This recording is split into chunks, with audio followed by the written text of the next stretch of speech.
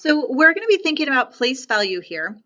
And as we think about place value, we work within a system that's called a base 10 number system. So that means that if you think about having 9 ones, say, and you get one more one, right? Maybe these are dollars that we're talking about, and you're like, woohoo, I got one more. Maybe we're talking about blazer bucks, right? You're like, I got one more blazer buck. And so what happens is this category ends up getting full, right? Once you have 10 ones, it ends up kind of flipping itself up and saying, ooh, I can't really fit 10 ones in here. It's like too small, right?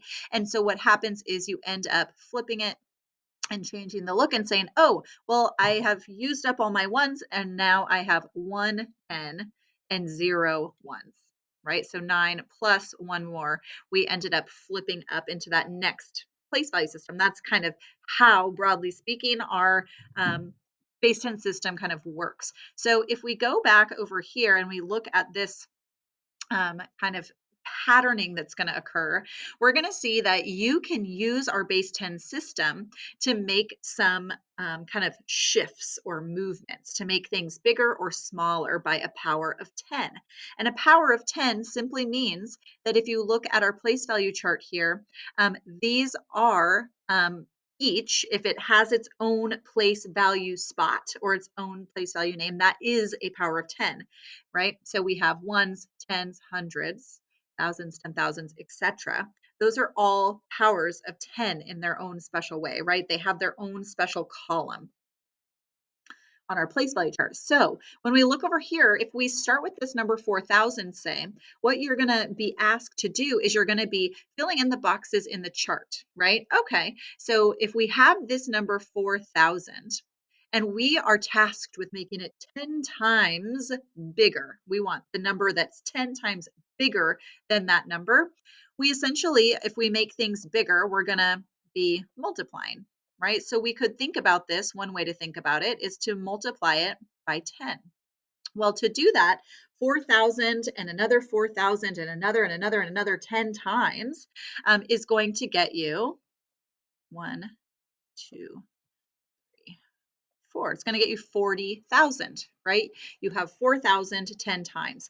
When I look at this, sort of a shortcut is I like to say, well, in 4,000, there are 3 zeros, and in 10, there is 1 zero. So if I ignore all those zeros and I just look at my basic fact, 4 times 1, I get 4. And then I say, ooh, well, how many zeros are there in the original problem? There was 1, 2, 3, 4. 1, 2, 3, 4 ended up in our answer, in our final problem. Then we're going to put our comma in, ones, tens, hundreds, comma. So we end up with 40,000. Okay. If you want to make this number 1/10 the size of our original 4,000, well, we're going to essentially do the opposite. We're going to make something smaller by dividing. So we would take our 4,000 and we're going to divide it by 10. And when we do that, right, it's sort of like the opposite thing is happening. You would say, I have 4,000 things. Well, if I use this sort of idea of zeros without fully explaining why this is working yet, you'll notice that we start with 1, 2, 3 zeros here and 1 0 here. If we put our zeros on hold for now and say, what's our basic fact? 4 divided by 1 is 4.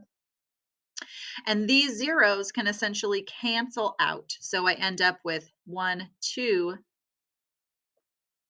zeros remaining. So our solution here is 400. It's 1/10 the size of 4,000.